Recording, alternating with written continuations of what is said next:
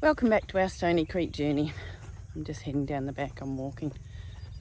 Robert will pass me in the side by side. And you always know that there's going to be hard days on the farm. But it doesn't make it any easier. This is one of those hard days. So we went and moved the cows this morning, and spring rain looked like there was sort of something hanging out the back. We didn't know whether it was a bit of mucus or tissue.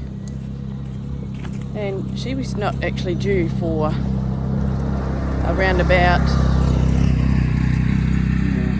6 to 8 weeks to have her calf.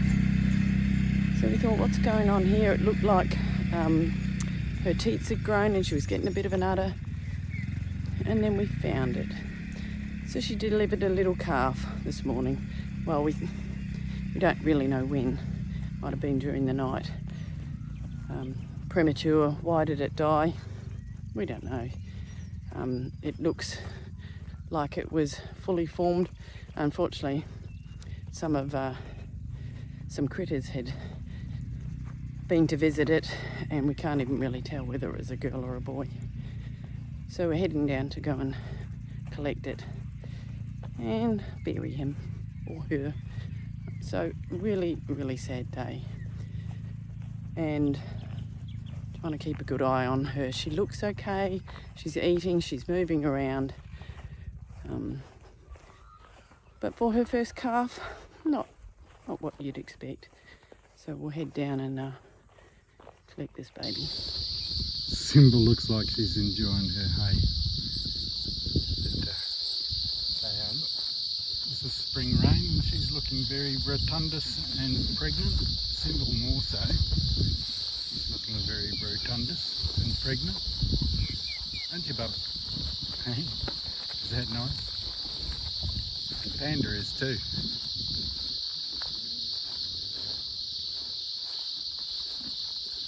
She's looking much better. They did have a bit of lice, and I've put some lice and fly treatment on them, and she's not scratching nearly as much as what she was. I'll give him a brush. You got a beautiful face, haven't you, Dum? Hey? And Spelzer, she's looking rotundous as well. She's there. She'll probably be March before she has a baby. All side by Tex. We were moving the cows, and Tex, he always gets left out.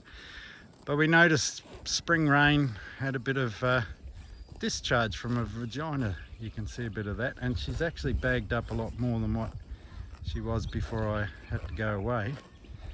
And early this morning I saw a couple of wedge-tail eagles down in the bottom of their paddock, and I just went down to investigate, and she's aborted, which is a shame.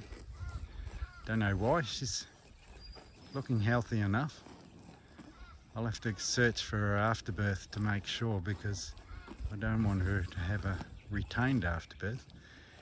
We're new to this calving business, so I don't know a lot about it apart from what I've read and observed with Panda, who had Uzuri last year, and she was an easy birth and did everything right. But that's a bit of a blow. I'm a bit upset, but that's to be understandable. Our first text sired calf has aborted, because I don't think spring rain was due to calve until somewhere in January. Life and death on the farm. While we're collecting the calf, spring rain's just been watching us and giving a big moo. It's confusing, isn't it, darling? What's happening? And so sad. So sorry.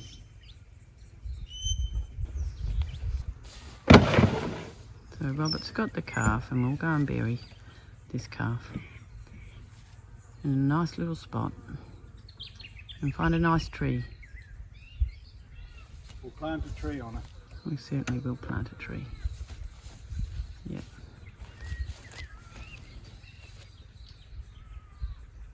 Can't really, we can see where she delivered. We can't see the afterbirth, but we're assuming that the animals that... She's eaten it herself. Yeah, well, that's true.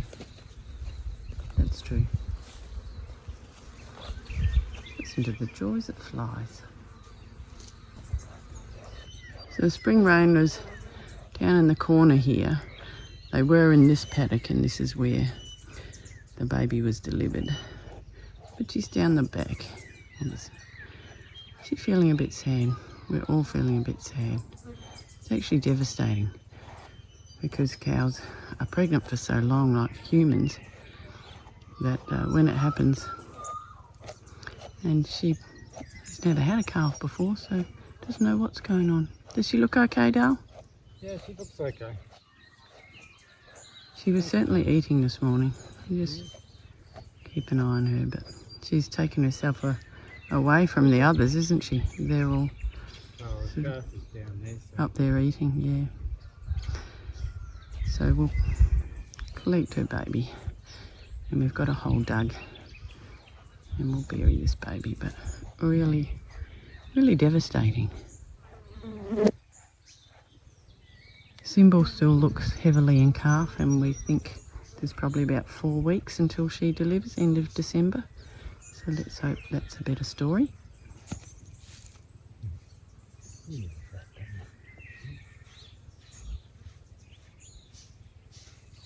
Enjoying a nice brush. Oh, I'm so sorry, Spring Rain. A sad day.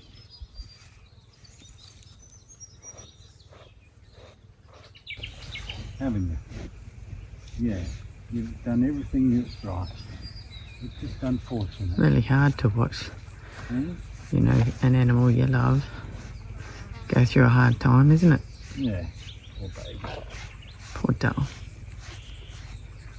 You've done everything you could.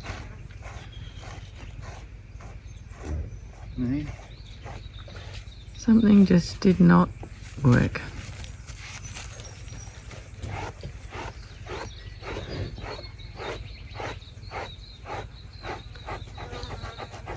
We also had a chicken die this morning, found dead in the chook house, so it's yeah, not a good day. This area here is an area where the chicken caravan fence was set up, and 30 chickens grazing on this for about 4 days, 4 or 5 days we keep them in the area, and it's amazing the difference, the growth coming back. That's an area where there's very little topsoil, but where the soil's not too bad, it's just bounces back. I think you can see the differences between there and there, and that's just from having the chicken caravan in that spot. This is an area over here,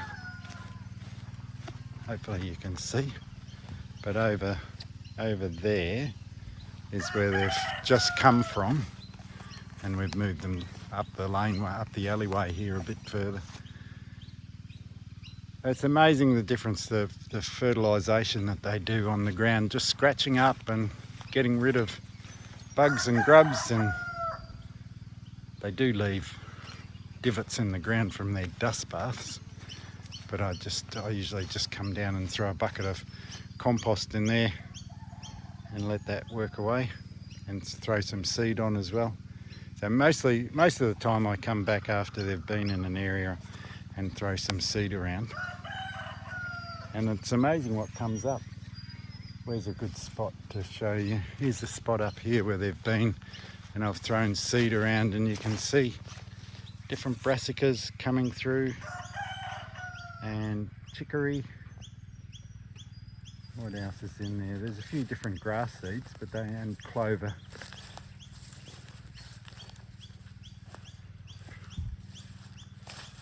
So I'm enjoying, there's a nice patch here. I'm enjoying moving the chicken caravan around and getting the added fertilisation and the work that the chickens do on the soil. I've noticed over the last couple of days the lack of flies hanging around the cows, especially around their eyes, and I might have shown in previous videos that we use these fly hunter traps, and these work great. I think you can probably see all the flies buzzing around it, and that's full of flies from about there up to there, and you can see all the flies buzzing around it. And I top it up with the juice from the fermented grains that we make for the chickens, and we know that attracts flies because the buckets of fermented grains are covered in flies. But these guys do a really good job. I'll put a link to the Fly Hunter fly traps in the description. The butcher shop and cool room have come in handy again, and this week we processed 2 sheep. One went to another family, and this one is going to one of my sons and their kids, and there's about 21.5 kilos of chopped up lamb. Well, it's actually hogget, so I'm sure they'll appreciate this package of meat. So after a sad start to the morning, we've got a nice ending. This little Araucana hen had been sitting on there, some eggs, 4 eggs in the coop, and she started hatching them yesterday. So I popped her back in here in the maternity ward with one of the brown eggs that hadn't hatched. And this morning, that little chick has hatched. So she's got 3. 1 came from an olive egg and 2 from a brown egg. So some new coloured egg layers if they're girls, hopefully. So well done, Mama. That's a nice end. And we've got these little chicks over here that originally were hatched by an Araucana, and this Sussex had hatched a little yellow chick which drowned, and she's taken over these little 3. That one beside her was the original mum, but the Sussex is the one that tends to look after them most. And then there's Arnie, Big Dad, and in the back there's those 2 new hens there. Well, actually one's a rooster, the first one there's a rooster, the second one is a hen. So they're our newest ones, and then we've got some other chicks. I must start to make a tally of how many chicks we've got, and we've got a few more sitting on eggs. We've got 1, 2, 3 more hens sitting on eggs, and another one that I'm going to pop on some eggs. So as death came to the farm, new life also came to the farm.